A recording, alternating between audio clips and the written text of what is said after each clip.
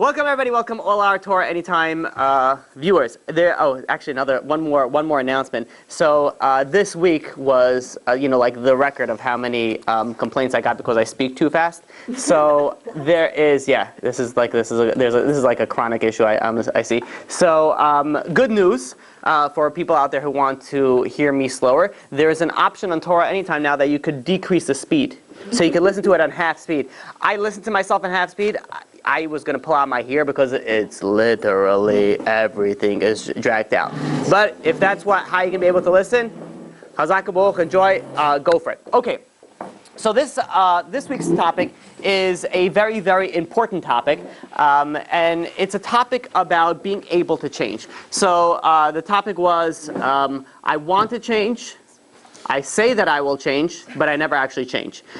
Which is the reason why I decided to take this out, is because it's a constant thing that people always bring up to me, like every year. And by the way, this works both for New Year's resolutions to, well, technically it's a Jewish New Year now, and that's why we're presenting this information there. But for the non-Jews, they also put the New Year's resolution by end of December, the beginning of January, where they are going to go and accomplish certain things, change certain things about themselves, and for some reason it never sticks. So today we're going to speak about a lot of practical things on how to actually stick to change. Not only that, but we'll also explain reasons and why sometimes it doesn't stick. What are the reasons that happens? So generally, most people want to become better people. Most people want to change. They want to be a better spouse. They want to be a better child. They want to be a better parent. They want to be a better partner. People want to change.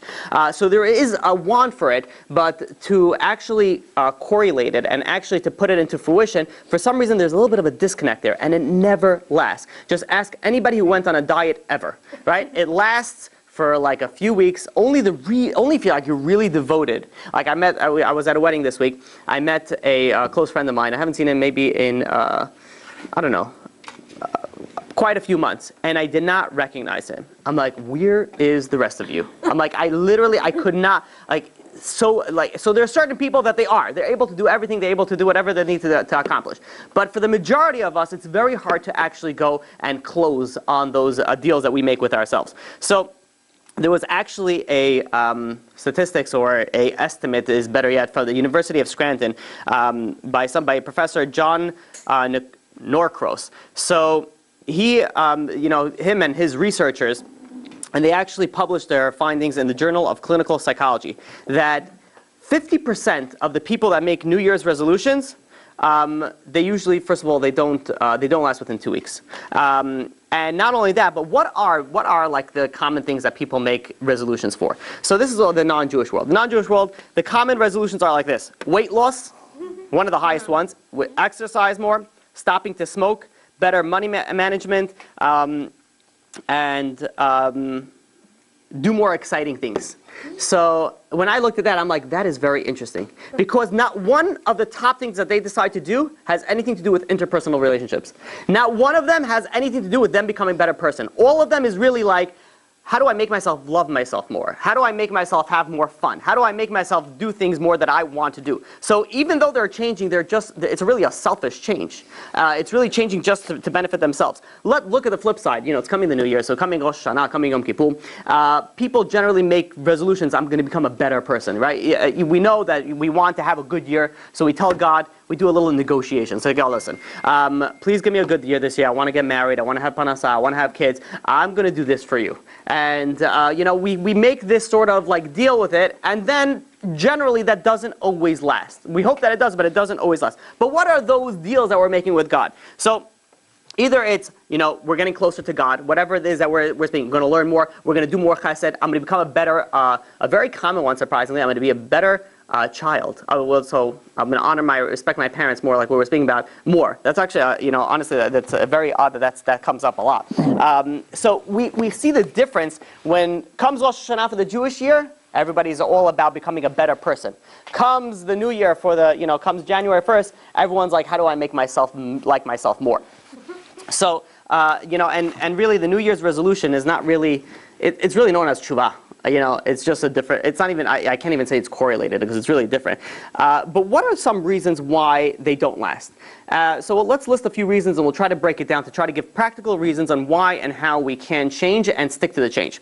So number one is people say things because people say things. And to explain that is, you ask, so, what's your New Year's resolutions? And you're like, oh, whatever, I'm going to lose more weight. I'm going to stop smoking. I'm going to stop. You do things that everybody else does, and everybody else is saying that, so I'm also on the boat. I'm also going to do that.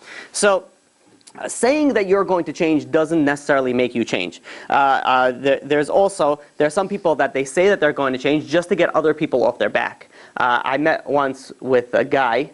This was, about a year and a half ago. I met him, his very close friend, and his family. This guy was a heroin addict. And I met with him, and we were speaking about, getting off the drug and cleaning yourself up. And he's like, I can quit myself, no problem. He's like, all of a sudden he got all religious on me. He's like, I believe, have emunah, and have bitachon. He's like throwing all these Jewish words that God is going to help me get through this. I'm like, great, I'm very happy with your strong belief. But when? When are you going to start it? This is what he told me. He says, I need about 3 weeks. I'm like, never going to happen. You're never going to change. So he goes, so I was there. It was 1:30 in the morning. Me, him, his friend, his family. We all told him, we said, it's 1:30 right now. We will drive. I said, I will personally go and drive you to the rehab center. Let's check you in and you'll get fixed. He's like, listen, he says, I really do want to change, but I have to research, what's a good rehab facility? I have friends that went to rehab facilities that weren't good. So, I was like, listen, you're not going to change. And it's been a year and a half later and he's still, thank God he's alive at this point in time. But he's still doing the same thing. So people say that they're going to change just to get other people off the back. Somebody who's, let's say, not doing anything. What are you doing? So everyone's always on the back because you can't not be doing anything. I'm in college. What are you in college for? I'm taking art and sociology. I don't know, whatever. Say, literally, what can you do with sociology? Like people are do you know what you could do? You could teach sociology. That's as much as you could possibly do. And again, for the one person that's listening that's possibly a sociology major, whatever, I didn't mean to offend you. But, people do, and they waste their time. Why? Just to say that I'm in college. There are some people that they go to Yale, they go to Harvard, they go to these prestigious universities. Why? Just to say that they went there. Their parents have a big business. They're going into the business. The parents are going to teach them everything. No, let's be more worldly. Let's spend another 150 grand, and then you could tell people you went to Harvard. I'm like, you're not doing it you're doing it just to say that you're doing it. And that doesn't necessarily always play out that it's going to stick and it's going to change. Another reason is that you think, and I'm talking more specifically now about spiritual change. You think like God doesn't really care. Like, oh, come on, I've spoken to people that, let's say that they lost a very close friend. It's like God doesn't care that I'm not, because I'm not modest, my friend didn't die. Because I don't pray, my friend didn't die because of that reason. Because I don't keep kosher, I don't believe that God's going to do that because I didn't, because I did X, Y, and Z. People don't put there's a connection in things. There's spiritual connection to connect it to the physical thing. And because people don't put that, they don't actually feel the need to change. They don't feel that God even cares about if they change or not. There was, the Vilna Gaon, said that one of the main things that we're in this earth for is to change and correct our character traits. Most people do not change and correct their character traits. And in fact, this is something that we actually have to do teshuvah for. You're an angry person, you're a jealous person, you're a person who is very lazy, who's very stingy. That's a problem. That is a very big problem in Judaism.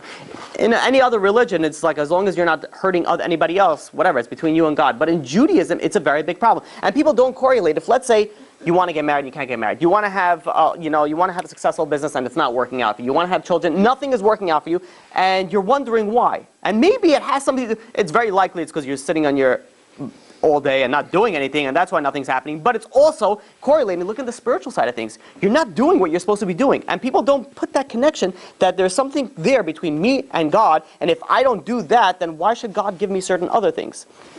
So there's a connection that we need to, and this is one of the first steps that we need to do, is really get this connection to realize that our success really, and even our physical success, really is correlated to our spiritual success.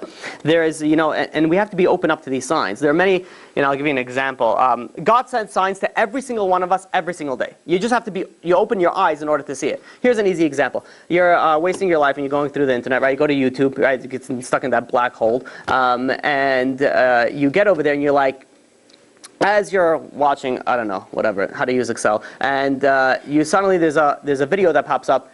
What is that called? Suggested videos you like, whatever, something on the side, and it's a shiur Torah, and you'd be like, you know what? I haven't heard a shiur Torah in a while. Let me listen to a shiur Torah. So you click on the shiur Torah, you listen to about 4.5 seconds, and then what do your eyes go right away? The second that you watch one video, you're not even looking at the video. You're looking at what you're going to watch next. I was speaking to a guy who, I don't know if I said it over here. I don't remember where I spoke it last time. I think it was on Shabbat, so it wouldn't come on camera, and I don't think it would be here anyways. But it was, I was speaking to how people are so addicted to watching videos. It's ridiculous.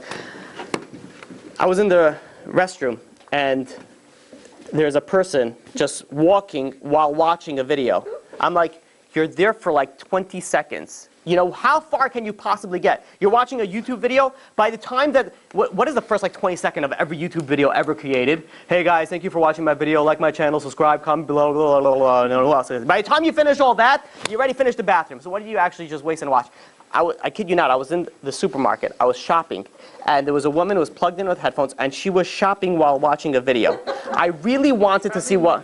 Yeah, it probably was. Don't judge, okay? I do that when I'm studying. I watch it as I'm doing like things. No, God forbid, I don't mean to judge everybody. I don't mean to judge anybody, but I'm saying like, when you think about it, your life is only involved around videos. You're constantly watching, you're constantly putting yourself in a situation where you can't think. You're never by yourself. You're never ever by yourself because you're always with your phone, you're always with your laptop, you're always watching, you're always doing anything. But anyways, I digress. Going back to the video, so you're watching a video, you decide to watch a shiur Torah. What comes up on the side?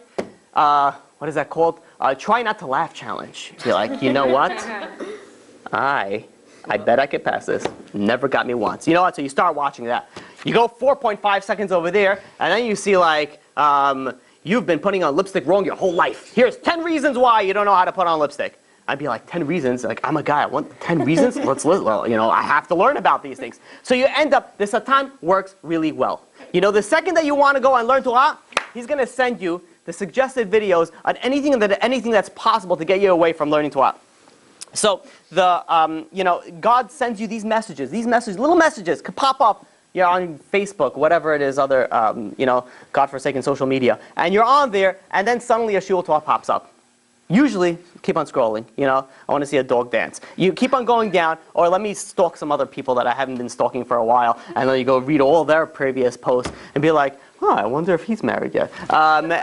So we constantly waste our life and skim over all the messages that God actually sends us. And God is constantly sending us messages. So one of the things that we have to do is open our eyes to these messages and actually tap into those messages. Those messages are really, really important.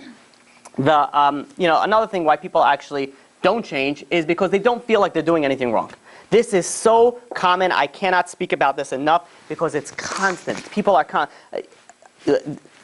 one of my number one excuses that people tell me why they don't come, for the guy's place at least, why they cannot come to shiur Torah, I have a birthday. I don't know what it is with Russians and their birthdays, but it's like there is nothing more important than a birthday. You don't have to know the guy, but if you have to go because there's nothing more important. I'm like, what are you celebrating? I'm like, you're a failure as a human being. Why are you celebrating? I don't mean to bash anybody down who is very obsessed with their birthdays, but if you think about it, I'm like, okay, let's say, if you're successful in everything that you do, and you're good, you're on the path that you're supposed to, you're doing Teshuvah, you're going this way, fine, have a birthday, at least you're celebrating something. But the people that are they're like, their birthday, like, I can't even tell you some of the things that people tell me, how upset, everything has to stop. Like they were considering, this was a serious question that I got once, was, there was a family's sibling's birthday and it was on Shabbat. He says, it's going to cause so much problems in the house if I don't go to this birthday. Can I go to this birthday on Shabbat? I'm like, I'm sorry, I don't understand the question. I'm like, it's like saying someone, like, I have such a good friend, and he's so close to me like a brother, and he gets very insulted if I don't do heroin with him.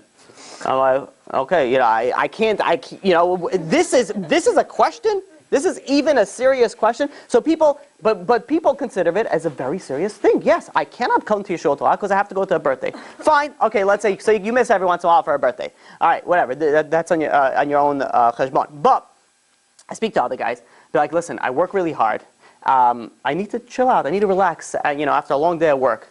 I'm like, what time do you finish work? 5, 6, 7? You go to sleep at 12. You need to chill out for 5 hours? I'm like, 1 hour of that can be learning to Torah for God. I guarantee you, if you learn for Torah, your day is going to be less stressful. But people don't think like that. People think that it's okay because I need to do it. I need to relax. It's fine. I need to do it. And fine, you want to relax, by all means, do whatever you got to do. But to cut out everything spiritual, the little spirituality that you actually have in your life for what? For an extra hour of chilling out and speaking about absolutely nothing? Have you ever, and it was just such a waste. And the greatest thing that I love about this is, the biggest waste of time? You're a bunch of girls, so you can't really relate to this, or maybe you can. Look at guys, look at their cars. The car is running, no one's inside over here. And the lights are on, whatever, everyone's looking around outside. There might be smoking, whatever, outside. And they just look at the car. And they just look at it, and then they walk around, they look at the tires. And then they look at the front. And they say, pop the hood. They don't know what they're looking at. I mean, this is a Velociraptor, this is a Luxometer, and this is, you could just say anything. No one knows anything about this is why when you go to a mechanic, it says, yeah, you have a unicorn in your exhaust pipe that I had to take out. And they're like, okay. I had to change the fluid for your, air conditioning and your heating, and your air purifier was all messed up. So here's a bill for, $5,000. Did I really need all this? You wouldn't have been able to drive. You came back here and it's like, all right, what am I supposed to do? No one knows anything about cars except mechanics, generally speaking. But yet, guys spend so much time just looking at their car. And I'm like, one time I actually, went over and be like, what are you guys looking at? Huh? So I was like out of a daze, like, well, that's a real life. What's going on over here? So it's a very big problem. But I digress again. The point is that we constantly make ourselves have excuses, and we think it's good excuses. So if we think it's good excuses, why should we ever change? I'm not an angry person. I don't need to change. Yes, you are. If you scream daily, it's a very big problem. If your neighbors are complaining, it's a very big problem. I'm only angry when people upset me. Yeah, if you weren't be otherwise, then you would be in a medication. So you are an angry person. So people don't connect the two. So one of the things is that we have to be true to ourselves. We have to be true to ourselves and know when we need to change. And we need to change. Everybody needs to become a better person. If you don't need to, your job is finished already over here. So that is one of the things that we need to do. There's also, I speak to people, for example, I ask them, do you keep Shabbat? No, but I don't work on Shabbat. Like, it's very nice, but I'm saying that's not mean keeping Shabbat. I mean, you're a step in the right direction. I'll give you that. That's good. At least you're over there. But I'm saying don't consider yourself that you keep Shabbat if you just don't work on Shabbat. One of my favorite, and I bring this up often, do you keep kosher? In my house. I'm like, God exists also outside the house as well. Be like, no, if I go to a non-kosher restaurant, I'll only have fish or salad. I'm like, those things also still need to be kosher. Like, fish needs to be kosher? I thought all fish are kosher. And I'm like, no, what? I'm like, really? Like, who's teaching you? Where are you getting this information from? Even salad, by the way, salad has to be kosher. Why? Because there's a lot of bugs in salad. People don't realize, and it's even disgusting. Even if you're not Jewish and you don't have to keep kosher, if you think about it, why would you want to eat little bugs? It's so. If you look on Torah in Time, Rabbi Shai Tahan has a video that I actually did it with him. I recorded it on how there's bugs in water. How there's bugs in water. And what we did was, he had this sort of a mechanism to filter not this water, the unfiltered water. That's good. So unfiltered water from the sink. We ran the water and we put this in a net, and then we took like a scoopful of stuff and put it under the microscope. And you see there a bug with legs and tentacles and the whole entire thing. So you have to, imagine what goes on in salads. These things were breed bugs. You eat a kosher salad. The kosher salad means that it was checked for bugs. They go there. That's why also it's more expensive, because you have sometimes someone sitting over there, literally going through every leaf of lettuce, cleaning it out, washing it off, rinsing it out, checking in the light, going into next. It's like you're eating like a king, like each some Pumia grape. It's like somebody who's literally feeding you pure food. So why wouldn't you want to do it? I get also people. For some reason, this is also very common. I don't want to call out the Russian community as a general thing, but a lot of Russians happen to come to me with this particular issue. Do we have to do Teshuvah if we did insurance fraud? And I'm like, from big corporation. So I'm like, why would it be any different? He says, no, it's a large corporation. I'm like, it doesn't make a difference. It doesn't matter if it's a one-man show or it's a 1,000-man show. It's still stealing. And then and I'll tell you how they justify it. They justify it very well. Say, there's an analytics team, always. In these big corporations, there's analytics. And what they do is that they have actuaries on staff. And when they come out with a product, they incorporate that, how many people are going to steal a product, how many people are going to do insurance fraud. Everything is incorporated to the price that you pay. So it's that they already know that we're going to steal it. So we're not stealing from it. This is just part of the business, the way they do it. So people, and you can see something that's so obvious, people actually convince themselves that they are okay. And not only they are okay, but they have no reason to do teshuvah, they have no reason to change. Somebody who doesn't feel there's a reason to change, you are not going to change. And this is the next thing that is so important, that if you want to change something, it's not because I want to change. You change because you need to change. When you decide that I need to do something, it gets done. If you are just, I want to do something, maybe yeah, maybe not. You know who becomes very wealthy? Somebody who needs to be a multimillionaire. Not somebody who will be like, it would be nice, I would like to have some extra money. Somebody who needs it, happens. Obviously, it has to be in the Shemaim, and obviously God has to, ordain the whole thing, and they actually ask them to get up and actually work. But all those putting aside, those are the people that actually change, are the people that not want it but actually need it. And I spoke to quite a few people on this, people that are very close to very wealthy people, and I asked them, and I said, very close to them business-wise, so they know how they made their money, and they know how everything. And I asked them, I said, these people, are they like a business genius, and that's why he made so much money, or was it more like luck? And more than 50%, I want to say 90% of the time, but let's be concerned. More than 50% of the time, it's luck. They're married into money. They met the right person at the right time. They got into the right business at the right time, and they just made it big that way. Which just shows you that making anything in life is all from God. There's just a certain amount that you actually have to do. So but at the end of the day, the change happens when you need to change it, not when you feel like you want to change it.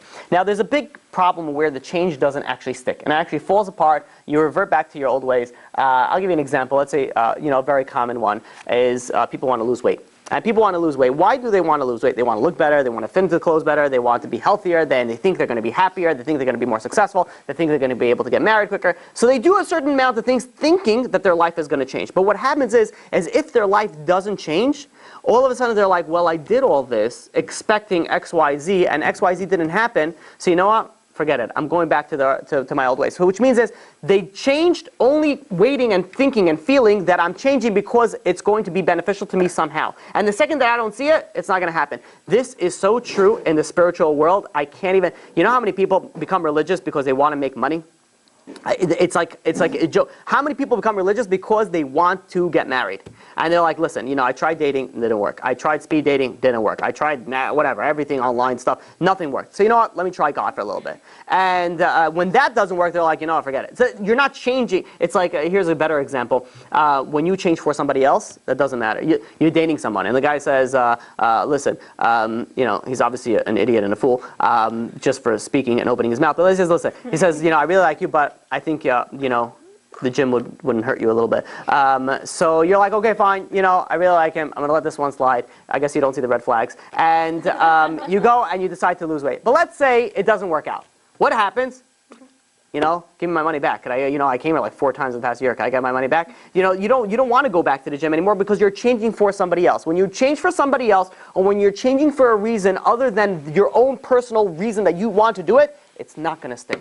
It's not going to happen. If you change thinking that if I'm going to change now, God's going to change my whole life, and granted, it's very likely that it will, but if that's the sole reason that you're changing it, it's not going to stick. So when we change, we have to change for the right reason. Rabbi, how about fake it till you make it? There is a thing about that. I mean, first of all, it's a Jewish, it's mitoch shelo lishma balishma. So there is a thing that you're supposed to fake it till you make it, but it doesn't always make it. So if that's the only way you're doing it, chazak u'buch, keep on doing it. I tell this to people, all the time. Let's say somebody, it happens to be it's a lot more in the men's. I don't know. Do men? Anybody here? Do men get diagnosed more with ADHD than women? Actually, they do. They do. Yeah.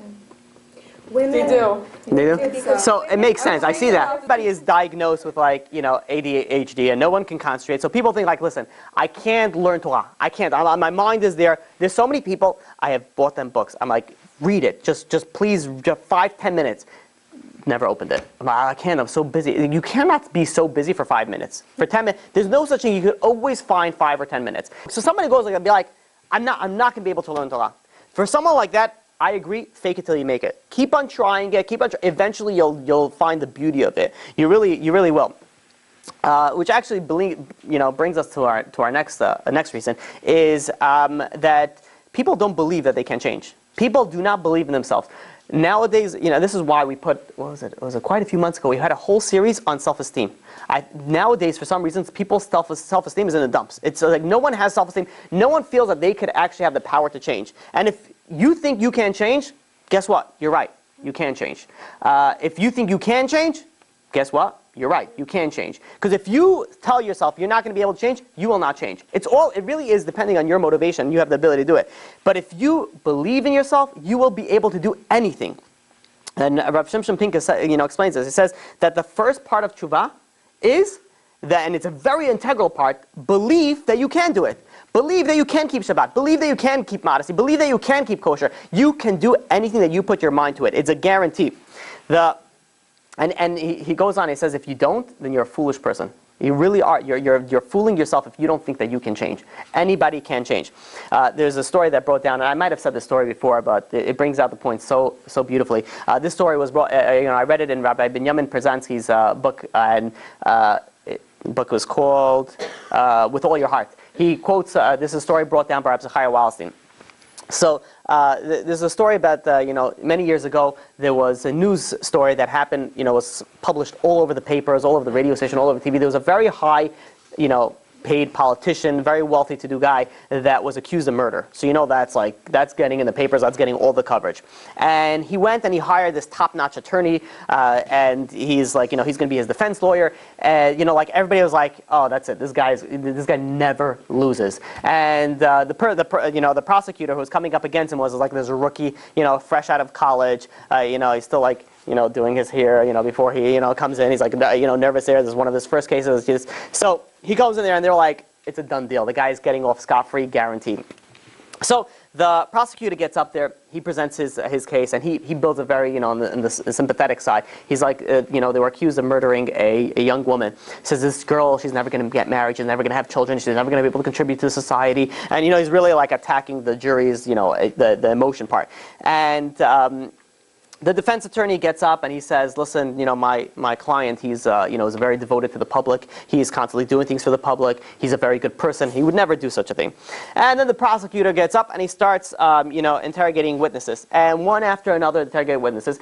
And the rule generally goes is that, after you interrogate witnesses, the other side can go and cross-examine and see if everything stands up. And but this defense attorney, he's like, no need. It's like, keep on doing. And they were like, what, why is this guy doing this? This is the best guy. And this prosecutor is literally bringing one witness after another witness after another witness. And this guy's just sitting back and relaxing. The biggest guy who was a surprise was the guy who was paying him. He's like, dude, why are you not doing anything? He's like, don't worry, chill out, I got this. And he's like, all right, whatever, fine. And a week goes by, and this guy basically did nothing. And they were about to, they do at the end, they do a summation where, you basically summarize it. The prosecutor went, summarized everything, and the defense attorney is trying to go up. And he gets up there and he says, you guys are all probably wondering why I, didn't cross-examine anybody. It didn't really seem like I put much effort into this case.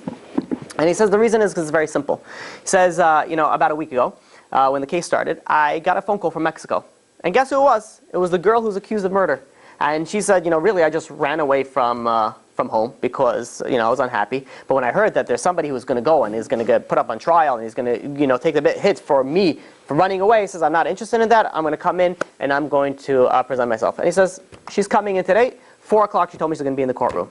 He goes and he sits back. The whole courtroom is talking. Is excitement to be like, oh my God, we almost sent an innocent man to prison, and we can't believe this is crazy. This guy's the best, nonstop chitter chatter.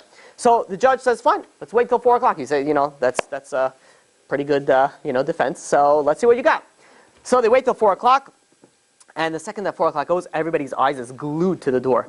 And 4:15, no one shows up. Suddenly 4:30, the door opens up, And everyone jumps up and everyone's craning in. And it just turns out to be one of the stenographers. I was like, oh, and they sit back down and they wait until 5 o'clock. 5 o'clock, no one shows up. So the judge, gets a little fidgety. He says, listen, I don't know what you're expecting with all this, but you said 4 o'clock. It's 5 o'clock already. She hasn't showed up. Give your summation. We're doing it now. So the defense attorney gets up. And he says, and he looks at the jury and he says, listen, he says that, the way that it works in America is when you find someone guilty, you have to find someone guilty beyond any reasonable doubt. When you find someone guilty beyond any reasonable doubt, then the person is actually guilty. He said, but I was watching all of you guys. And he says, for the past hour, your eyes were glued at the door. And when the stenographer walked in at 4:30, you all jumped, including you, my dear honorable judge. You are also looking at it, which means is that you believe that there's a girl that's going to walk in through that door and she's alive and well. So if you believe that she was going to walk here at any minute, says that means that you don't believe without any reasonable doubt that she's dead. And if that's true, then my client is guilty because you cannot prove anything beyond any reasonable doubt. They did not find the body. The body was never found. So he says, I rest my case.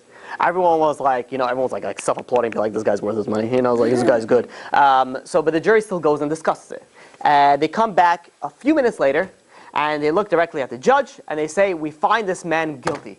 And everyone was like, what? It's like, how do you find this man guilty? This guy just disproved your whole, everything that you had built was all completely disproven.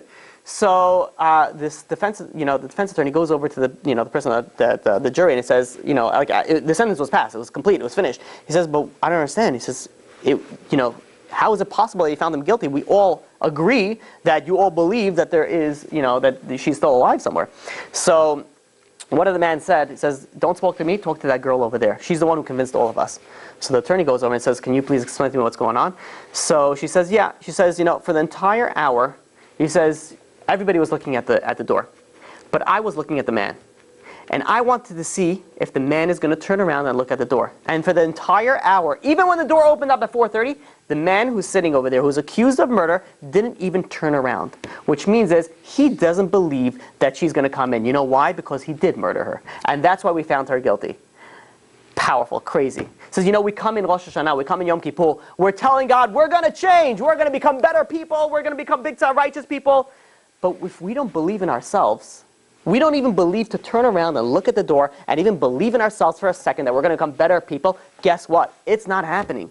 You have to believe in yourself that you are going to be able to change. And when you do believe it, it will happen. There was a story about a guy who was he was in a very elite section in brigade in the Israeli army. And in order just to get into this, it's not section, there's another terminology for it, whatever, let's call it section, unit. In order to get into this unit, you have to go through these crazy tests. And one of the foundations of this unit, the motto, is there's no such thing as I can't. That's it. It doesn't exist in the vocabulary of the unit. So they would have to, and the way that they would train this into the soldiers was that they would make them do crazy things that would seem impossible, but they would make them complete it, hence showing them that anything is possible. So one particular day, there was a religious guy, the name is Zevi, and he was, he was part of this unit, and one of the things that they needed to do was to climb a 20-foot rope, touch the top, and then climb back down. The hard part was that you cannot use anything else in your body except your arms. Your body, your feet have to be dangling. You have to climb all the way up, just your arms, hit the top of the pole, climb all the way down, and you're not allowed to touch the ground until the commander tells you you could drop. So you climb up, you hit it, you climb down, and you wait for however long it is, not touching your body. Your rope doesn't touch your body, doesn't touch any of your legs until the commander says to go. So they all go, whatever they're doing, it's very difficult. Zevi goes up, he climbs up. He's been training this for a while. Not a problem, and he climbs back down. He's about to sit over there now. It's difficult. If you guys have never done it, it's very difficult. So picture about you're pulling your entire weight with just your arms. And it's not even like walking, you're just actually pulling yourself up. So he's sitting over there, he's waiting for the commander to say, Gamanu, finished, go down. But the commander doesn't. He waits there a short while, and he goes over to him, and he says, Otpam. Otpam means one more time, up. And he's like, are you kidding me? And that's what he thinks in his mind. It's like, you don't say that outside. So what he's supposed to do? He starts making his way up. He starts making his way up. Halfway up, his arm starts to bleed from the friction. And he starts shaking. and he's almost up there. He's almost hit the top. His hands give out. He falls straight to 18 feet to the floor. 18 feet to the floor. His shoulder is like half. He feels like he dislocated his shoulder. He's withering in pain. But of course, in the Israeli army, you don't say ouch or oi or anything that really resembles that, because you take it like a man. And he's sitting there withering in pain. The commander walks over to him and he goes, "Otpam, get back up there one more time." And in his mind, he's like, "It's not possible. This is not happening. I'm dislocated in my shoulder. My arms are bleeding. There's no way I'm making it up there." But he knows to get inside there, you cannot say those words. It's not possible. It's not in the vocabulary. So he gets up. He looks at the rope. As he look up the rope, now it's like 4,000 feet up in the air at this point. And there's nothing that he can do. So he psychs himself out, and he's like, "I am going to do this." And he starts going, like, there's blood everywhere on this rope. And he's like pulling himself up. He fell like almost 6 times. But somehow, miraculously, he hits the top and he brings himself back down. He's sitting in the back waiting for he's like, if he says "Otpam" one more time, he says, I'm gonna use this rope to strangle him. And he's sitting over there, he's like shaking at this point, and he says, "Finished." He gets up he gets off the thing, and he's like shaking nonstop. And he says a story. He says, he was a religious man. He says, this is a lesson that I took from my life. He says, there's never a time where it's not possible. It is always possible. You can always do it. It reminds me of another story. I think I said this once. It was a performer. I want to say a comedian, but whatever. It was some sort of performer. And one day he had some terrible news. Like, a relative of his passed away. Like, you can't do a stand-up comedy act when that's what you're dealing with. But his manager calls him up and he says, "Listen, if you're not coming in today," he says, "I need you. I have no replacement. Don't bother coming to work, the next day." He says, "You're either coming today or you're not coming anymore." And he says, "Listen, with all due respect, I cannot physically perform today." And he says, "I don't care. You're coming in, or you're not coming in ever again." So the guy's like, he hangs up the phone. He's like, "What?" He needed the money. He had nothing else to do. So he goes and he performs. He goes in there, and guess what? The show came out not so bad. And afterwards, this particular guy was a guy that, he became religious, and whenever he prayed with so much emotion. He literally got into it. He was with tears every time. And one of the people went over to him in the synagogue and asked him, says, "Listen, it's so amazing, but how do you do it every time?" Generally people can pray with emotions when something hurts. If something hurts, that's when you're able to bring out your emotions and pray. But every single day, 3 times a day, you're able to pray with emotions? How? How do you do that? So he says, it all boils down to that one time when my manager made me perform when my heart wasn't into it. I said, if I'm able to perform for a bunch of people for money, because I can't perform for God, I cannot put myself into that situation. And when he performed, he put himself in the situation. He was funny. He was entertaining. He says, if I'm able to do that for money, I could do that for God. And he went and he was able to go and continuously pray with such devotion and emotion as if he's having an issue every single time. Question? Okay. So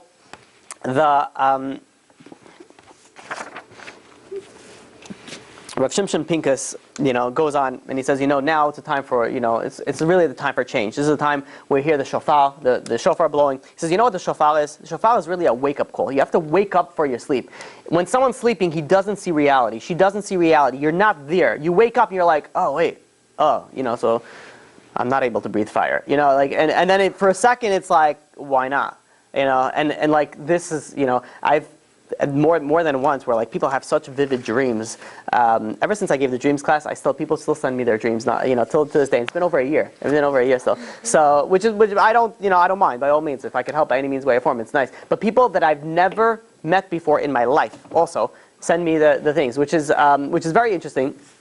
I'm not complaining, chas v'shalom, but I'm saying it's interesting how it really digs in. But people, let's say that they dream that they could fly.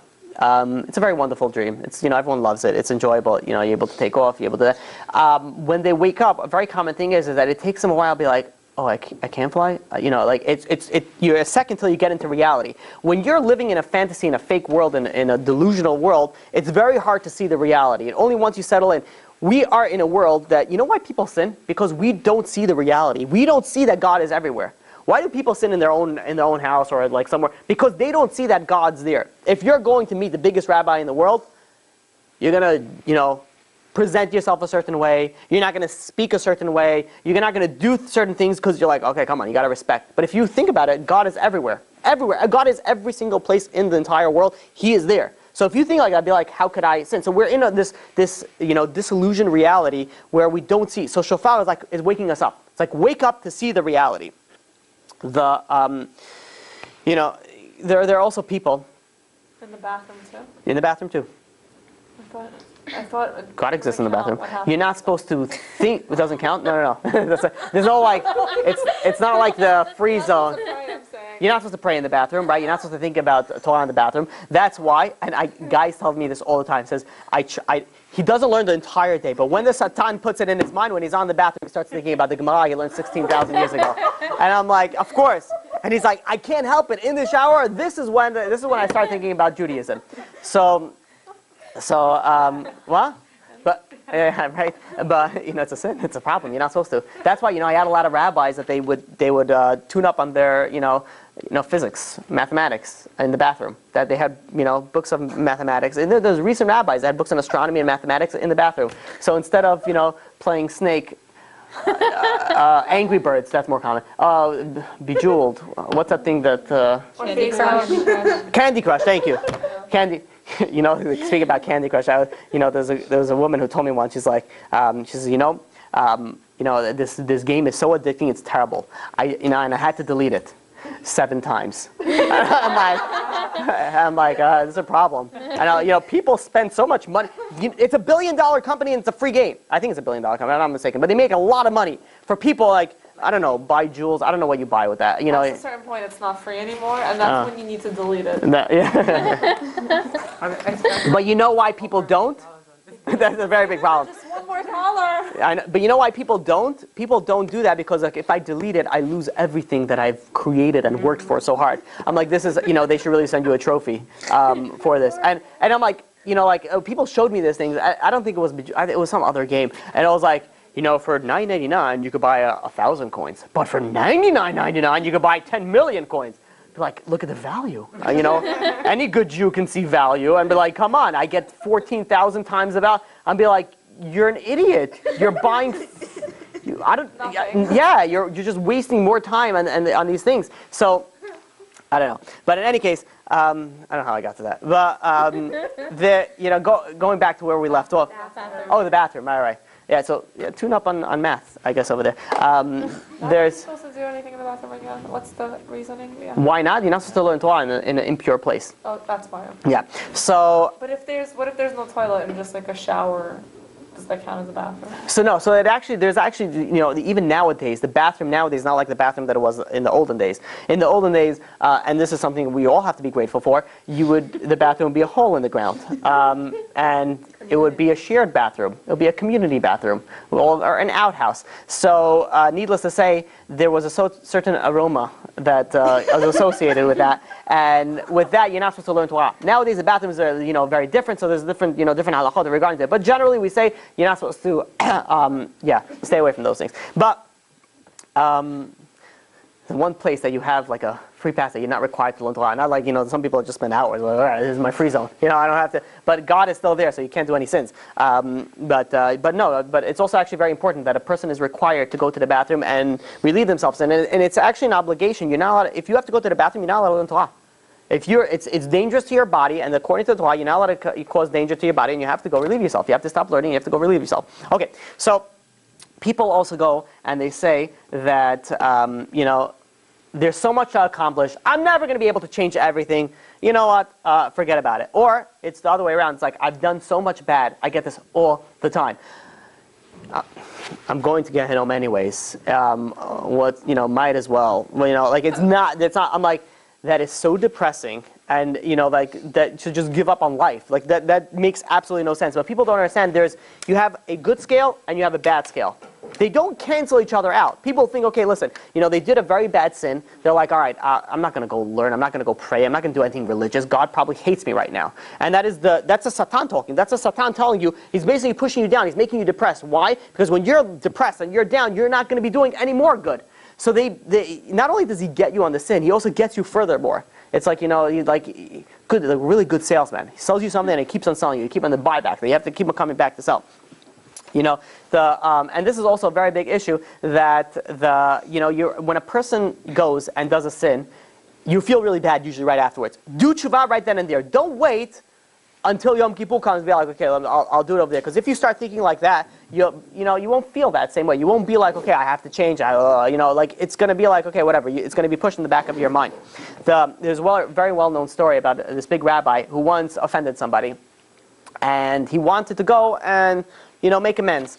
But this, he could not find this person. And he became very depressed. He says, I really want to apologize to this person, and I can't find him. So he went over to the Vilna Gaon. And the Vilna Gaon said, listen, if you did what... And he literally became bedridden. He was ill because he couldn't find this person to apologize to them. Nowadays, we just suppress everything. We just push it down. Like, no, he probably doesn't even remember it anymore. Like, he doesn't even want me to bring it up anymore. Anything that we could say not to bring up old things. Because it's very uncomfortable. You don't be like, oh, you had a rumor that everyone thought that you were pregnant and really you just gained weight, and be like, yeah, and be like, terrible, right? And be like, because you really started the rumor, but you're like, you know what? It's a good thing that's over with, right? And people don't want to bring up old things because they're like so uncomfortable. But some things you are required to. Obviously, there's different scenarios that if it's going to bring up old things and it's going to hurt the person more, there's different scenarios on how you're supposed to do it. But people convince themselves that they don't have to deal with the past. This particular rabbi, which is a righteous man, it bothered him. It bothered him that there's somebody out there that had he offended him and he can't apologize. So the Vilna Gaon goes and tells him like this. Says, if you did everything that you were supposed to do to find this guy, to track him down, and you couldn't do it, no, because you did what you were supposed to do, in your mind, you did what you're supposed to do, and your tshuva is good. And in fact, God is going to make it that the other guy is going to want to forgive you. In his mind, he's going to make it want to forgive you because you did what you're supposed to do. This is what our sages say. The sages say in Shir HaShirim, in the Midrash Rabbah, in Shir HaShirim, Pitchu li petach echad shel tshuva, open me a small opening of tshuva kechuta shel machat, like a small opening of a tip of a needle. And what does God say? V'ani potach lachem ptachim shiyu agalot ukroniyot nechnasot bo. I'm going to open you from that little opening. I'm going to make it so big that wagons can pass through. All is God asking is just start it. Just start it. Just give God a little opening. Show God that you want to change. God is going to make it much easier for you. He's going to open up the world for you, and it's going to be very difficult for you to go in.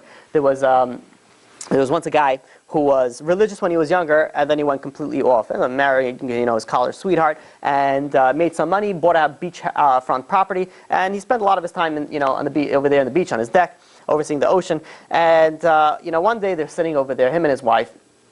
And they notice a bunch of well-dressed gentlemen walking to the ocean with their suits into the ocean. And he's like, what are these weirdos doing? Like, why? That's not really the attire that you usually go into the ocean. And then he looks at them and he sees they're wearing little kippot. He's like, wait a minute, are they doing tashlich? Tashlich is when you go and you think about it like you throw your sins to the fish. There are people that take it. They think that this is all they need to do. Be like, oh my God, I didn't throw my sins to the fish yet. I know I have, people. Granted, it's something that you should do, but that it has to accompany with change and tshuva. Like it's not just the fish are going to eat all your sins, and then you're gonna But I went with my children. They're like, why, but why should the fish eat my sins? It's going to die now because of my sin. They take it really, really seriously. So I'm like, no, they're just hungry. So it's really good for them. That you try to convince them, but for you, whatever, And then it's a game for them to see, like, it's like, oh, the bird killed mine, But anyways, he saw a bunch of. And they actually asked that because you go, I knew you go like. Where's that? Caesar's Bay. You go to Caesar's Bay over here, and you throw. There are so many birds over there that many times you throw the bread in, it doesn't even hit the water. The birds are like, grab it. And so like one time, like, but the fish didn't. They were so sad. The fish didn't eat my stuff. Does it count if a bird eats it? So, but you should take it seriously. But know that it has to be accompanied with tshuva. You have to actually change yourself in order to erase your sin. So he realized he's like, wait a minute. He's like, people are going to do tashlich now. He was a religious guy once upon a time, and he's like, wait, is it Rosh Hashanah? He was like, that how far off he was. He didn't even know it was Rosh Hashanah. And he suddenly had this sometimes people get this urge of spirituality. I meet these people from time to time where they want to do something Jewish for about 4 to 5 minutes, and just like release their whatever the things that are bottled up. So he decides. He says, you know what? He goes to his wife. I gotta go do tashlich. So she starts laughing. She's like, what? You haven't done anything Jewish in 25 years. And he's like, nonetheless, I got to go. She's like, fine. So he goes, he runs up and he catches up to them. So obviously, there's a guy that's going to be sticking out. So, the Jewish people there are walking. They see a guy, walking without a kippah, without a shirt, without, like in his bathing suit, and they're like, and he's just like walking along with them, to the beach, like he knows. So one of the guys walk over to him and be like, you Jewish? So he's like, as a matter of fact, I am. She's like, cool. You want to come, have an extra machzor? You want to say tashlech? I have some extra better for you. He's like, yeah, please, can I? And he goes and he started, he reads very slowly. He remembers how, back in the day. And, it felt really good. He went and he threw all the bread. He felt really good about it. As, he's closing his siddur, he turns around and there's a guy who's standing right there. I guess he was waiting for him to stop. And he says, hey, did you hear shofar today? And he says, I haven't heard shofar in over 25 years. He says, my name is Moshe Katz. I'm the Baal Tokeh, which means I'm the one who blows shofar in the synagogue. He says, do you want me to blow? I have a shofar here. Do you want me to blow for you? He says, yeah, why not? 2 for 1. You got another Jewish thing done. So he goes and he starts blowing the shofar. He does a full the blows for this guy. The guy listens, he's concentrating, and he finishes blowing. The guy says, he says, what's your name? So he says, my name is Sam. He says, my name is Moshe Katz, and I am the Baal Tokeh. Like he repeated it. He's like, I know, you told me that like 4 seconds ago. And he's like, okay, whatever. He thought it was weird, but he didn't push it too much. He goes, he finds the guy who gave him the siddur. He returns with him, and he starts, he talks for like a few minutes over there, and he starts walking back. As he walks back, he sees the guy who's a Baal Tokeh, Moshe Katz, a Baal Tokeh guy. He sees over him, and the guy says, hey, he calls him over. He says, Moshe Katz calls him over. He says, come, I want to introduce you to somebody. He says, this guy is whatever, I don't remember the name, Akiva. He says, nice to meet you, my name is Sam, and they shake. And then Moshe Katz again goes, he says, and I'm Moshe Katz, the Baal Tokeh. And this guy's like, okay, this guy definitely has something for his name over here. There's like something weird going on with, he's like obsessed with his name or something like that. He's like, nice to meet you, Moshe Katz, Baal Tokeh. It's like now he's like, that's his name, Moshe Katz, Baal Tokeh. So he goes and he walks home. He's sitting over there. His wife is still smiling and laughing on the porch. Him coming back with all the religious Jews, and she's like, "So you feel good about yourself?" And he's like, "Yeah, actually I do."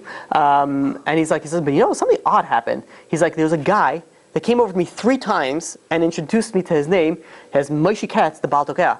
And his wife like froze for a second. And she's like, "You say his name is Moshe Katz, the Baal Tokeh?" And be like, "Yes." And she's like, "Are you sure?" And I'm like, he told me 3 times, I'm sure. Why do you even care? Like what? And he's like, no, are you positive his name is Moshe Katz and he's the Baal Tokeh?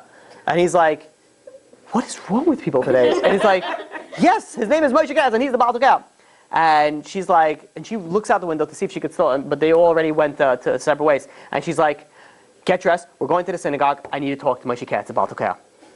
And he's like, listen, I did already one Jewish thing today. Can we do this, tomorrow or something? And then she responded by just a tone, and he realized that if he knows what's good for him, he's going to get dressed and go to the synagogue to speak to Moshe Katz, Baal Tokeh. So he goes, they get dressed, and they head over to the synagogue. They go into the synagogue, and they walk in, they see the rabbi over there, and they say, listen, is Moshe Katz, Baal Tokeh, over here? We want to speak to him. So he looks around, and he says, he's not here now, but there's going to be prayer soon. He's going to, he's for sure going to be there, and I could introduce you if you guys want. They're like, okay, that's nice. So listen, you're already here. I'm giving, you saw these guys were obviously not religious. I'm giving a shul Torah, I'm giving a Torah class. Why don't you stick around for the Torah class? We're going to have prayers and mincha afterwards, and then I'll introduce you to Moshe Katz. So they're fine. They go and they sit, and the husband and wife were actually fascinated by what the rabbi said, and how the rabbi opened up Judaism and all those things. And then they went, he stuck around for prayers, and after prayers the rabbi went and, he introduced him to Moshe Katz, the Baal Tokeh. So, when he introduced him to Sam, he says, listen, you got to meet my wife. My wife is, So she goes, and he brings him out to his wife, who's sitting there, and she goes to him and says, is your name really Moshe Katz, the Baal Tokeh? And he's like, yeah. And she's like, where does your family come from? And he says, a certain town in Europe. And he says, and she's like freezes. She says, and she goes to her husband now. She says, my grandfather, his name was Moshe Katz, and he was the Baal Tokeh for his synagogue in Europe. And he's like, in the same town. And he's like, and her mother used to always speak about him. He was a very religious man, knew a lot about it. She always spoke about him. And she says, she's like, that means that we're related. And they played a little family Jewish genealogy, I don't know. And it turns out they're related, they're distant cousins. And she's like, I can't believe it. We moved to this far-fetched town, didn't think there's so many Jews over here. I never even thought that I would find my Jews, let alone my relatives over here. So they guess they built some sort of connection, and Moshe Katz and Baal Tukai ended up starting inviting them over for meals for Shabbat. And then they started coming to meals for Shabbat for the rabbi. And slowly but surely they ended up becoming regulars in the synagogue. They ended up becoming fully observant. But we see over here something phenomenal. He says all he did was he opened up a small hole for God. I just want to go and do, Tashlich. I'm going to go do that. He did a little thing, and that led to that, and eventually he picked up on all the cues. He went on and became fully religious. This is the beauty when you bring people, let's say, to Shiur Torah, and they could come for the first Shiur Torah. And Torah is so amazing. I mean, it's so interesting. It's so fascinating. You cannot be bored. Like maybe if it is, then it's my fault, but not because I'm not presenting it in an interesting way. Because Torah is amazing. So you bring one person once to Shiur Torah, they want to come again. It was like, no, I actually enjoyed it. I actually learned a lot. I actually, feel good about it. So it's like once you open up a small opening for God, God will open up the world for you, and you'll be able to go and open up that. Okay, a few more minutes. We're almost done. Let's speak about some practical things and reasons to do that you'll be able to succeed in your change. You want to change in something? This goes spiritual, physical, whatever it is that you want to do. These things will work. So number one, and by the way, a lot of these things are not only that I sourced in the Torah, they're also sourced in psychology. And I actually looked up what, not reports, but things that psychologists wrote up, because it's very interesting, because it's a very common thing that New Year's resolutions don't stick. So they want to know why. So psychologists did studies on them, and they figured out ways to do it. And we'll present both the Torah version, which is the same, and the psychology version as well. So number one is that you have to make a plan. It has to be a plan. It cannot be, it has to also be realistic. It can't be just like New Year's resolution, losing weight. That's not going to work. It has to be something. 10 pounds in 90 days. That's something specific, something that's doable. That is going to be the plan. And, Rabbi Shimshon Pincus explains also, and he says, the first part of Teshuvah is you have to regret. You have to regret the sin. The second part is resolving never to do it again. But how do you never do something again? How do you say, I'm never going to do that again? Because, by the way, just saying, I'm never going to do it again is not really true Teshuvah. It's just like you're, telling that to yourself, but it actually doesn't, correlate into actual, change. So he says the way that you have to do it, says Rav Shimshon Pincus, is that you have to put a plan to it. You have to actually make a plan, and once you put a plan to it, then you have a chance of succeeding. Says Rav Yisrael Salanter, he says, don't go for the crazy big stuff. You're not going to be able to do something small. Everybody can do something small, and that's where you focus on one point and you build off that. And this is like, you have to really, you're developing a strategy. Another way to do it is make it happen. How would you make a change in character trait into something small? Oh, well, I'm actually going to give some examples. Some examples, and they're going to, you could, if we have time, I probably need, in order to finish it, maybe 10 to 15 more minutes. If that's okay with you guys, then we could try to finish, because I wanted to speak about that. But if anybody needs to leave, I know we're a little bit over the time, feel free. I don't get insulted. I have just a voodoo doll under, so if you, I'm just kidding. No, but it should be like, people get antsy, We're in the day and age that everyone has a few letters after their name, and it's not because of their college degrees. So there's another way to do it, is that you make it happen automatically. You make things happen automatically. So for example, let's say you want to give more charity. Very simple. Have it, instantly be deducted from your credit card every month. $200 every month. From your paycheck is even easier, so you don't even see it. So you don't even feel, it doesn't even hurt you that much. Depending on, some people, it hurts them to give money to other people and not to themselves. Yeah. I heard once that someone said the problem of our generation is that we're doing everything, but we got so used to it, so it has no value. But I would be happy if everyone does everything, but they just don't. But some people don't even get to them. Right? At least it's something. At least you're doing it. But you're right. People do things because they're sort of. You feel guilty not doing it. Not only that, but it's sort of get used to it. You get used to it. You're like, all right, whatever. I get up, I pray, I do this, and you just go through the cycle. But you don't really whatever. You're religious, but you're really not. But you really are. It's like a religious robot. Exactly. Yeah, that's a good terminology. So next thing, what you could do is, you have to create accountability. In order to complete something, you have to create an accountability. How do you do that? So either you could do it with you do something with a partner. Let's say you decide you want to go to gym. You decide you're going to go to the gym by yourself. It's not going to happen, or maybe it will for a little bit for the first week. But if you get someone to go with, all of a sudden it's like, okay, you're able to psych each other out. So and it can make sure like, no, we're going to go today, and when they're not in the mood, you make the person. So you're always have each other's back. This is also for learning Torah. Let's say you want to go to Torah class, so you make sure you always come with somebody. You come with somebody, so this way, it'd be like when you're not in the mood, you're tired, your show just came on, and your hurt is really good. You don't whatever other excuses that you would have, and you would say like, no, I can't. But then your friend calls you up, like, no, come on, we're going, let's do it. So then you have a better push. You're creating accountability. You also have to make something that you can do. Don't be like, I'm going to fast all week. That's it. I'm not going to do. Like there's people that go on their diets. It's like from 9 a.m. to 12 p.m., you could eat celery. From 12 p.m. to like whatever, 4 p.m., you eat carrots. And then from 6 p.m. to 10 p.m., you cry. And then you go to sleep. And then this is my diet. I'm like, be realistic. I'm like, that's going to last until you die, which is going to be very soon, or you're going to give up. So, it's not, be realistic. Just, I'm not going to eat, and I'll give you, this is a great example I was going to bring up later. Was, somebody wanted to lose weight. You know what they did? They did it because they would snack a lot at night. And apparently, I'm not a dietitian over here, but if you eat later, it's like, I don't know, whatever. It makes it a lot worse. So what they would do is after they finish dinner, they would brush your teeth. Brush your teeth so you can't already go, So you do that? So I'm saying you seal the deal. yeah, you see, basically that's it. It's finished. And if you if the mintiness goes away, you have to brush again. Especially you ever brush your teeth? It's like ruining. Yeah, it's like ruining my brush. I worked so hard. Shows our laziness and everything. And they're like, oh my God, I floss this. I forget about it. But you think about it, like someone who brushes their teeth, give them a cup of orange juice. See if they want to do it. Be like, are you crazy? He's like, yeah. It's like, I'll do it. Is it deer? I got this. But it's like, so it's like a good little thing that you prevent yourself. You sort of you stick to something, but you don't put it as a blanket thing. That's it. I'm going to do X, Y, and Z. You actually put something practical to it that could actually help you out. This is something Rabbi Shimshon Pincus says that is so true, and it doesn't exist nowadays. And he says like this. He says, when people make a sin, I don't know which rabbi would tell them to do that, but they'll be like, listen, it's in the past, forget about it, move on forward. That's what, many people say that. Says Rabbi Shimon Pincus, like, no, you have to make a big deal out of the sin. Make it a big deal. If you repress it and regret, so what makes you, preventing you from falling and doing it the same thing again?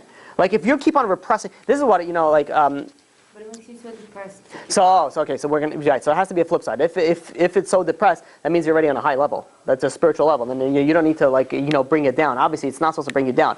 But the way that you're supposed to constantly remember your sin, because you will never fall again if you remember your sin.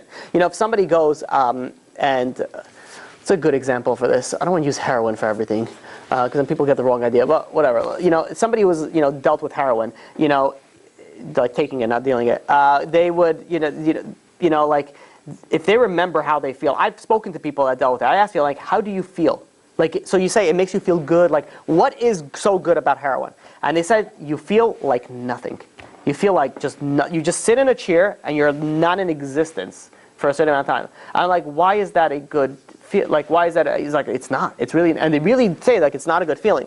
But if somebody, let's say, goes and was a heroin addict, and he's past that, and you really shouldn't deal with that, and really should move forward. But then you're dealing with the same heroin crowd, and be like, it was a lot of fun. If you don't remember how bad it was, then you're not going to be like, what? I remember that was some crazy stuff we did. I don't want to touch it. There's certain people like they don't touch tequila. Why? Because they learned. They learned from previous things. They don't touch certain things. Don't be like, well, I think it was a lot of fun. I don't really remember it. I lost a tooth, but I think it was that. And by the way, this actually happened. There was three people that drank together. I know them personally.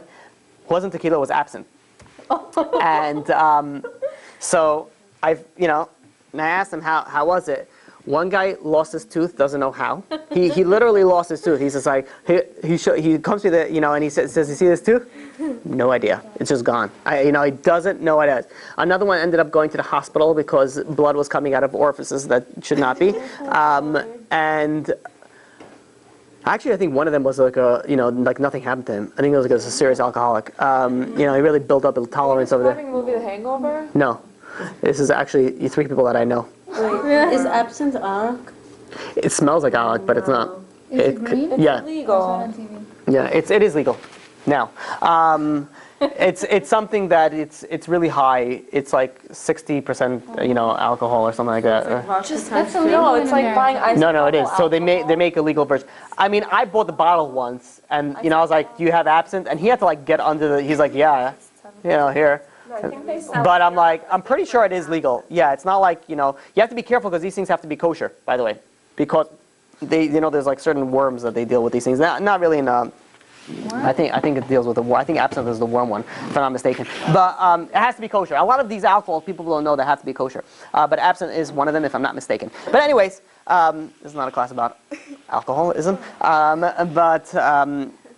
Anyways, but a person has to know if a person goes and knows the severity of the sin, they're not going to do it again. They know how bad it is. And in fact, says Rav Shimshon Pincus says that you become worried. And when you become worried about it, you're not going to fall into the same trap that you fell before. He explains this, sin has a tremendous power. Says Chazal in Pirkei Avot, Avera gorert avera. Sin brings bruise another sin. When you sin once, it's going to bring another sin to you. And it works on the flip side also. If you do a mitzvah, it's going to bring a mitzvah to you. So one thing leads to another. So if you constantly don't make this into an issue, then you're gonna sin again.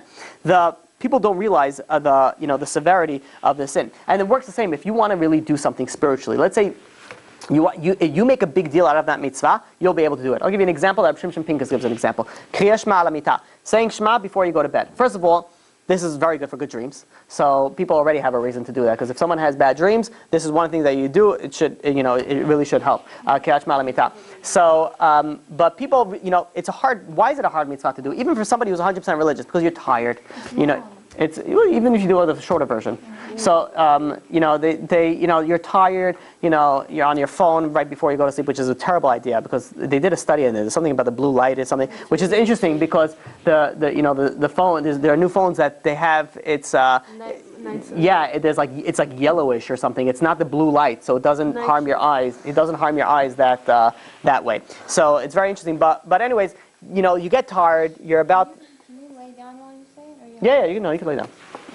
Yeah, as long you're under the covers, it's fine. So you think about it. You're like, okay, it's not. You're tired. You fall asleep. Not such a big deal, whatever. But you miss out on mitzvah, and people don't realize that if you go to sleep without saying Kriyat Shema, says Chazal that it's referred to amitas aramit. It's like you sleeping on a non-Jewish bed. Is what it refers to. It's a mitzvah. It's a very big mitzvah that you're required to do. So if you make a big deal out of it, you'll be like, no, I need to do this. Then you'll do it. Now, I'm not saying you're not going to be able to make a big deal out of everything, which would be nice. But you pick something. You want to know how you're going to stick to it.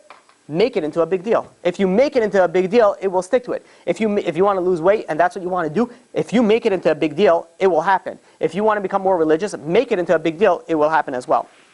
So.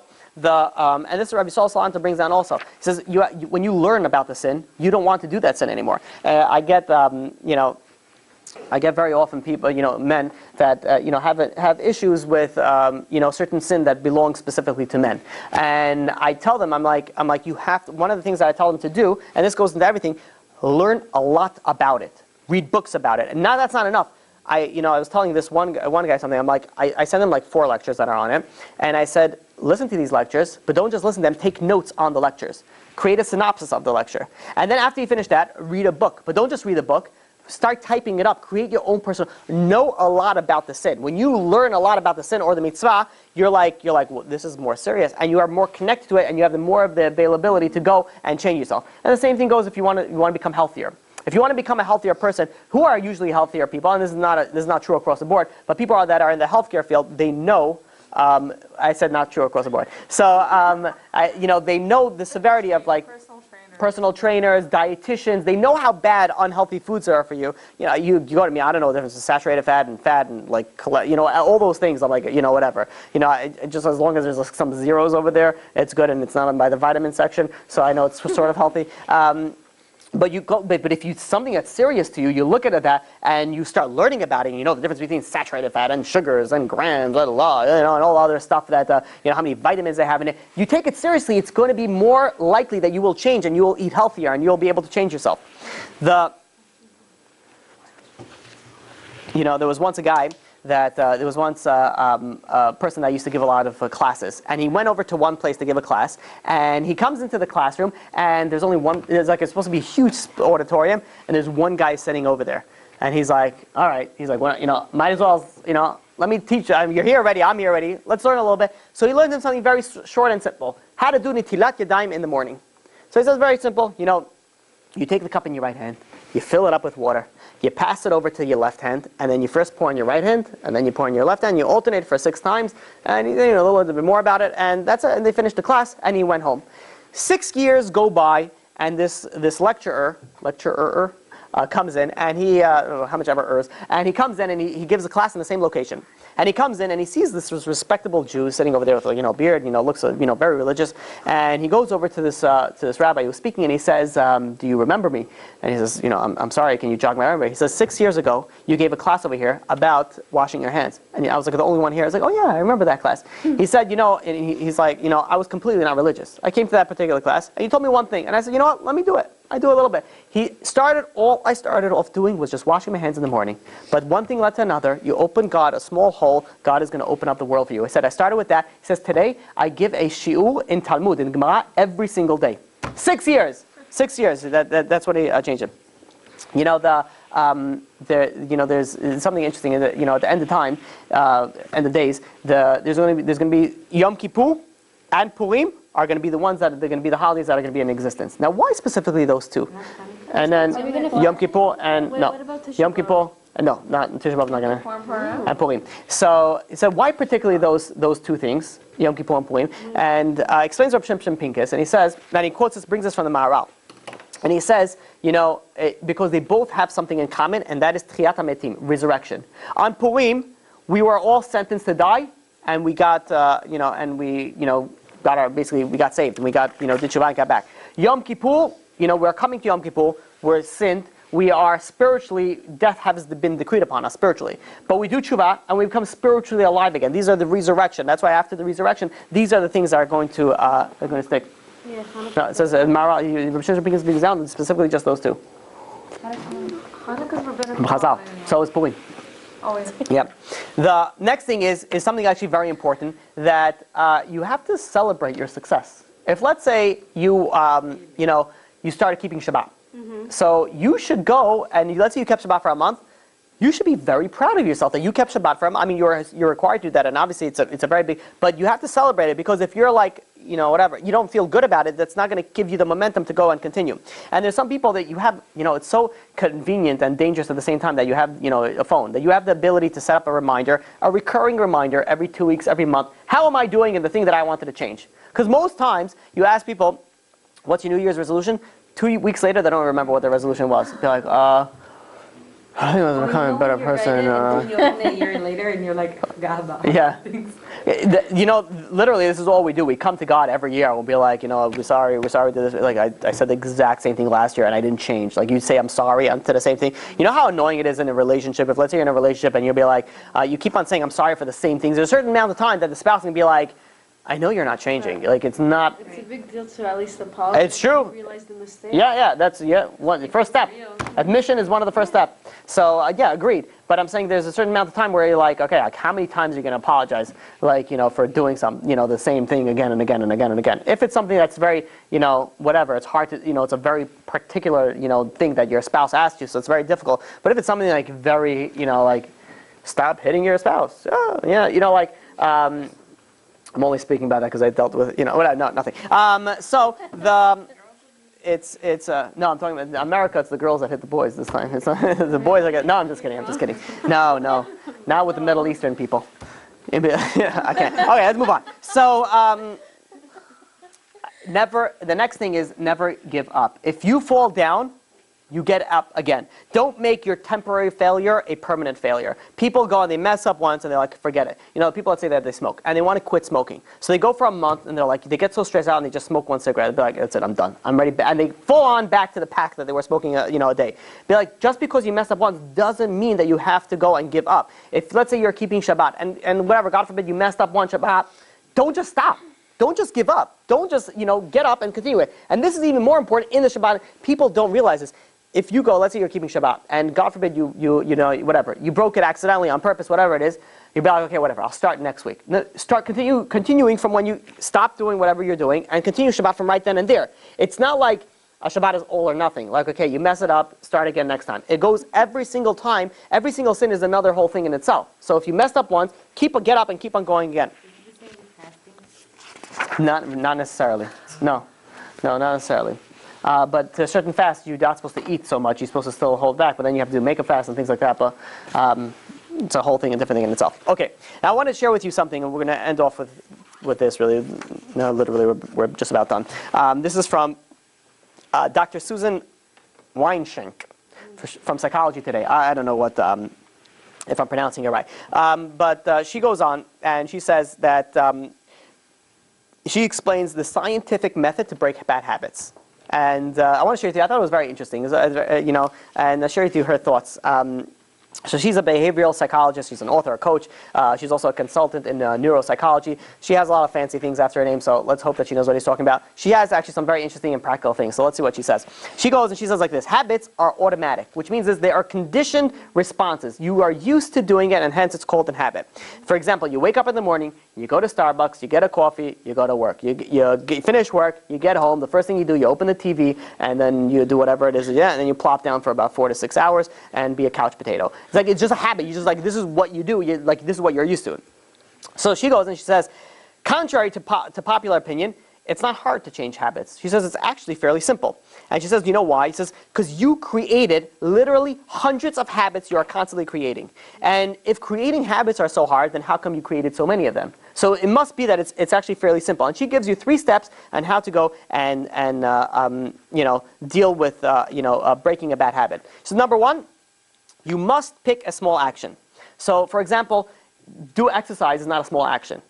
Get more exercise is not a small action. But rather, let's say you walk already. So you add on to that and be like, okay, now I'm going to walk a little bit more than I used to. I'm going to take the stairs today. Whatever it is, there's a small action that you're adding on to something that is already in existence. So you're not building something new, you're just adding something to something that already exists.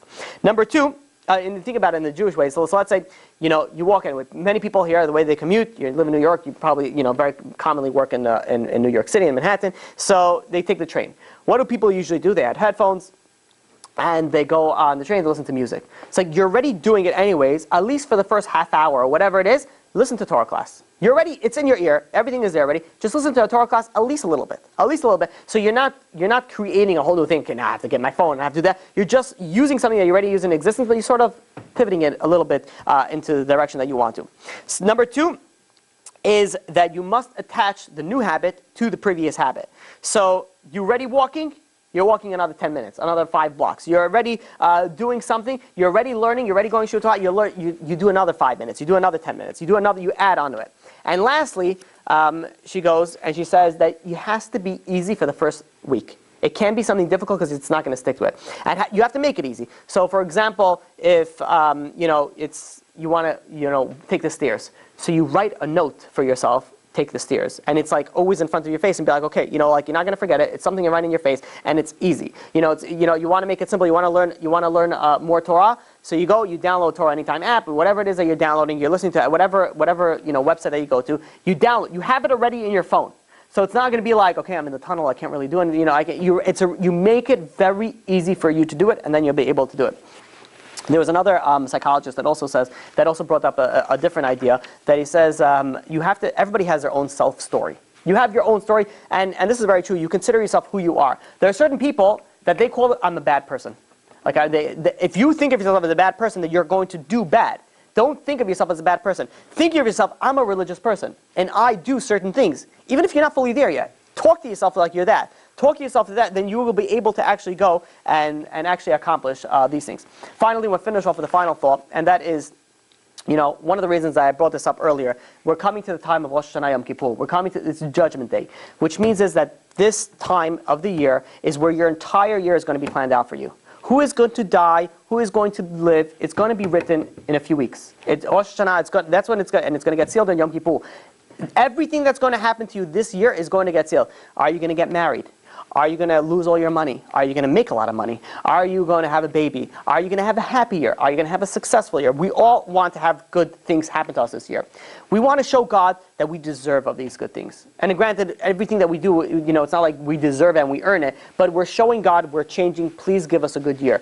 This is the time that it comes to change. Don't wait till Rosh Hashanah comes. Don't wait till Yom Kippur comes. Start changing now. Build up your case now that when you're going in front of God, you're going to be like, listen, it's been already 2 weeks. This is what I've done. I've changed. I'm committed to becoming a better person. I am going to become a better person. X, Y, and Z, and then you'll have guaranteed a better year than you'll have, otherwise. It's very scary when you think about this because, for example, we learned for a woman that, unfortunately passed away. The woman this year that we learned for a long time. She had 3 kids, and in her pregnancy, I still remember that. Very good. So, might as well, we should also say the Ilu Nishmat also for her Miriam Bat Bacha. But, scary how it sounds, that was this creed on Rosh Hashanah. 28-year-old, mother is not going to be able to see her kids anymore. And it was decreed on Rosh Hashanah. It's coming up, the decree, everything that's happening is coming up right now. You want to prepare for your case. You're coming to court. You're going to be judged. As scary as it sounds, it should frighten you. It should wake you up. It should say, okay, I want to change. And if you can change a lot, pick something small. All you need to do is something small, and that's all. God's going to say, you open up a small hole for me, I'm going to open up the whole world for you, and you will be able to accomplish anything. Hazakabul, any questions? Yeah. Did you want to answer the Changing bad habit? changing that character trait, like how to short, like So- shorten goals? So you have anything in particular? Not that you have a friend. Okay. So in order to change it, you just plug in those steps that we use. First of all, you have to make something realistic. If you're just saying, I'm never going to be angry again, you're just doomed for a disaster. You put yourself a reminder on your phone every week, be like, did I get angry this week? But then you have to make active things that you're going to be doing it. Getting angry, so start learning about emunah. This actually helps anger. It actually helps a lot of things. You learn about the idea of what you want to fix. If it's laziness or whatever it is, it's anger, it's jealousy, which is very common, unfortunately. You learn about this, so it makes it serious about it, and you start changing it. And know that you're going to fall. You're going to mess up, you're going to fall, but you have to make sure that you get up right afterwards. And when you continue on this, the more that what you have to do, the goal is to make it you make it, this is your natural, like you don't get angry. There are certain people, don't get angry. There was once a woman who told me, got very frustrated because her husband, whenever she fights with her husband, he always speaks very calm. And she's like, I just want him to speak back. I need to, there are certain people that they can only speak calm. And that's ingrained in them. They ingrained it. And sometimes it's not natural for people. But if you have to make it your habit. And it takes time. It's building it. And it's working on it. And it's constantly making sure you put that reminder on your phone and be like, how was I this week? How was I this week? If it was a good week, it wasn't a test. So you're not changing anything. When you change it when you get tested. When, someone does something to you and you're like, oh, this guy just cut me off again. You really want to give it to that person. When you hold yourself back, that's when you know that you're going in the right direction. So it's learning about it, it's making it a serious thing, and it's constantly reminding yourself. Because if you think, okay, I don't want to become angry anymore, in a month from now, you're not even going to remember what you wanted to change. So it has to be a constant thing, and it has to be slowly. It's going to be a slow change, and it will work. It will, no matter how angry of a person you are able to overcome everything. There was a rabbi that wanted to give a tip on how to help with that. So he was saying before you get angry or do something like, or if you work on a different midah, do an action. Always say, okay, I'm going to either pick up my hair, I'm going to fold a towel, something like that. Yeah. So it's also like, do that, you stop. You're like, I'll get angry, but like in 5 minutes. Yeah. But which is, by the way, there was a big rabbi that, the child did something very, very bad. And ordinarily, you get like really upset. This is my child. How do you do that? And you really burst out on the child. But he didn't say anything. And he came back. This is, story going back when it wasn't so taboo if you give your child a little flick. And he goes over to the child when he's not angry, gives him a little tap on the arm, and he says, I'm giving this to you because of what you did earlier. So he made sure he calmed down. It's not because of anger. And he says, I'm doing this, because of that. So you're not dealing with things out of anger. Anger is something that happens, instantly. And by the way, you should know that if, let's say, you get really angry and you hold yourself back, at that point in time, what's a good way to a trick to get out of it? Ask for God for anything you want. Because if you overcome anger, if you overcome temptation, you have the ability of power of a blessing. So if you go and you overcome it, ask for something, pray for something. Say, let me get whatever it is, married, successful, I don't know, whatever it is. Yeah. But it's also holds true for if you walk away from something that's like. When somebody says they want to do Teshuvah for something, like they really regret something, they don't want to ever do it again. Isn't it that they have to fully stop doing the sin, or as long as you're taking steps towards it, that's Teshuvah? So the Teshuvah is not all or nothing. So Teshuvah could be in steps. But it has to be steps. And the reason why I'm saying steps, not like always baby steps. There are people that have been taking baby steps for many years. That's not Teshuvah. Teshuvah, so granted, sometimes some things are very difficult and people are not going to be able to stop right away. Oh, I don't know, whatever it is. It's just not physically able to. Let's say smoking. So what people start doing, they do e-cigs or something like that. And, they can't physically stop right away. But you're going in the right direction, then that's a very good thing to do. But it has to be your keep on going on the direction. You'll see how real and sincere the Teshuvah is, the more that you're able to accomplish things. Because I'll give you an example. There's certain people who says there's no way I'll ever keep Shabbat. There's no way. I'm like, Friday night you could fall asleep, just go to sleep early. And, deal with Shabbat day afterwards, but at least you're not breaking Shabbat all the time. But you can't stop over there. You can't be like, okay, I've been keeping Friday night for the past 10 years. That's not, that means that you're not really doing anything. It has to be that you're growing. But Teshuvah is in increments. You can do whatever. Even just a thought of Teshuvah is already part of Teshuvah. So it's one thing from the entire religion. When people say, oh, I want to do Teshuvah, it could be that. Yeah. They don't have to take everything? No, they don't. The Teshuvah could be on anything. It would be smart to do as much as you can, but also if you shoot too high, you fall, much harder. So somebody, let's say, for example, never religious, never kosher, never anything, you tell him, okay, no nothing by tomorrow. Not everybody can. Some people can. Some people are able to do that. Majority of people, it's very difficult. It has to go slowly, and but it has to be continuous. How do you make sure that you keep on growing? Is that you have to make sure that you keep on learning Torah. You have to make sure, if you're not learning Torah, you're falling. You had a question? I was just going back to what you said earlier. If you walk away from something that makes you angry, it's the same thing that goes for if something is like tempting you to kind of, I guess, sin. Anything, yeah. Mm-hmm. Any overcoming of sin.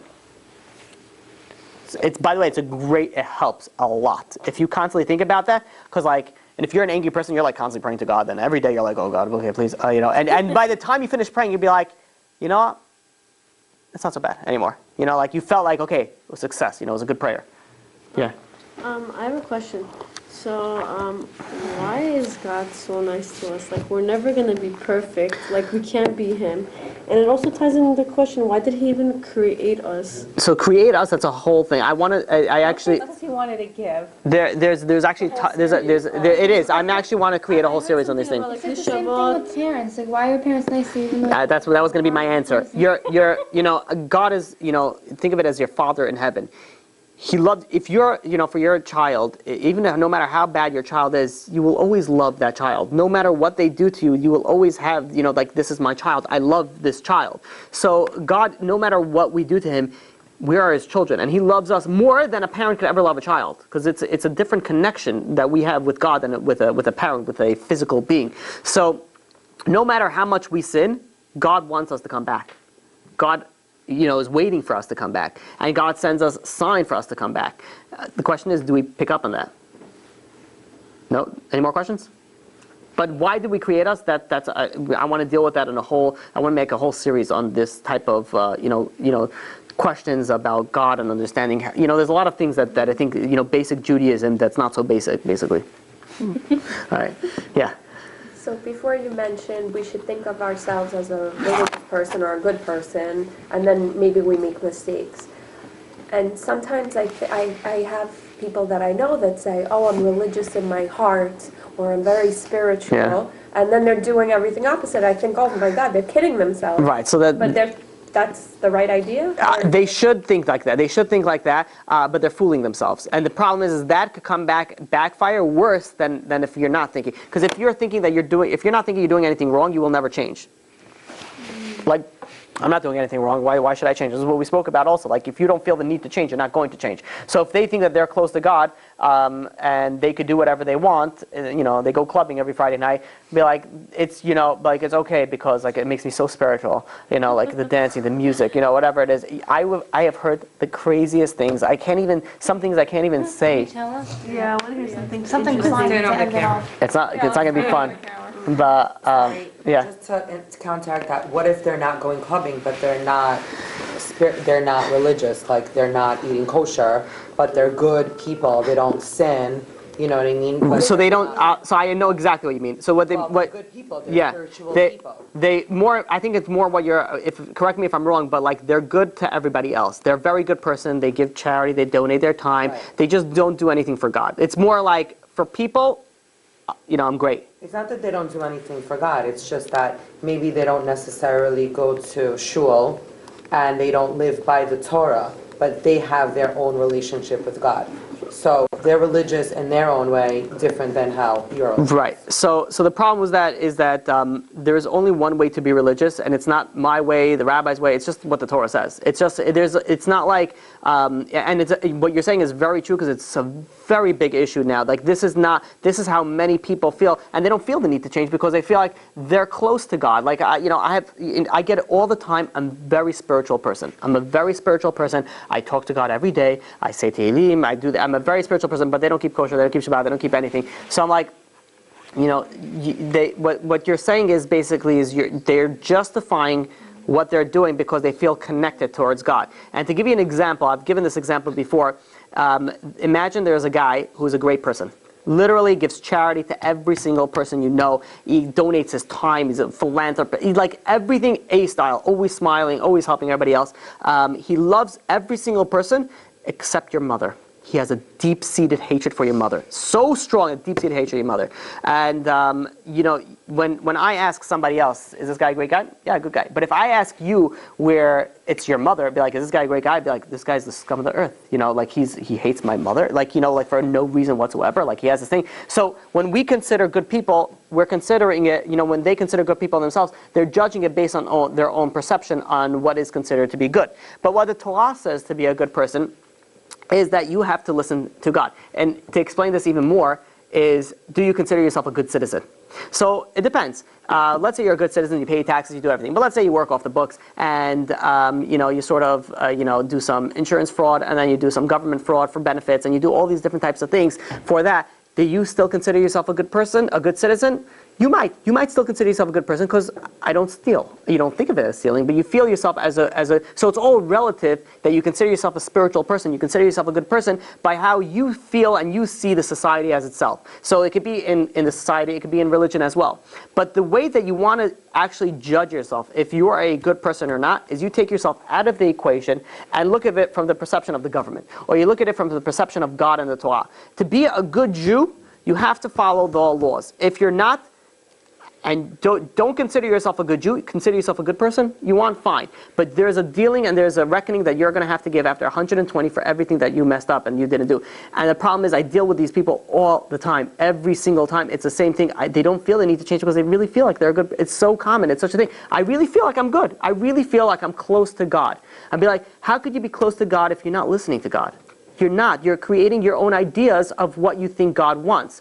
But the Torah wasn't brought down by rabbis. The Torah was 100% from God. God's telling you what it takes to be a good person, what it takes to be good in His eyes, and it's simply, outlined. Problem is people see it so difficult, and it says I can't do it. How it's so difficult. I can't change myself like that. They don't change themselves, but they don't.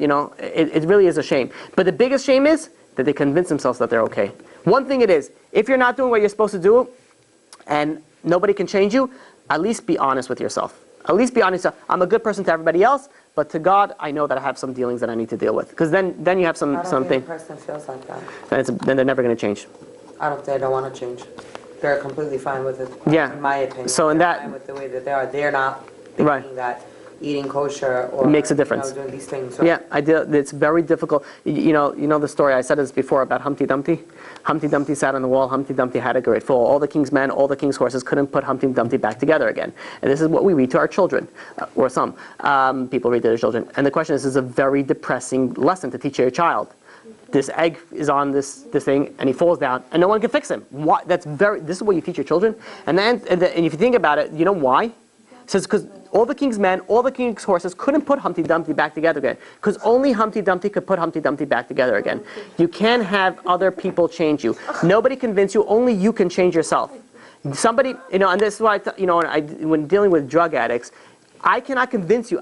I could throw you in rehab and you'll be clean. You'll go through all the stages. You'll be clean when you come out. But if you don't want to be changed, you're just going to relapse right away. If you don't want to change, you will never change. If this person thinks that they're okay, it's a very sad thing, but they're never going to change. We could pray for them. That's a very big thing to do. We could pray for them because they could sometimes change. People also, things happen in life and things change. Like all of a sudden a spouse passes away, or like a parent passes away, and it takes it very hard. Or a child, God forbid, passes away, and they're like, okay, like they start doing things religious that they would have never done. We don't want to get to that. We want to tell God we don't need any reminders. We'll deal with it good on our own. We don't need any reminders, but sometimes we get reminders. But it's a very difficult situation. There's no easy answer for that.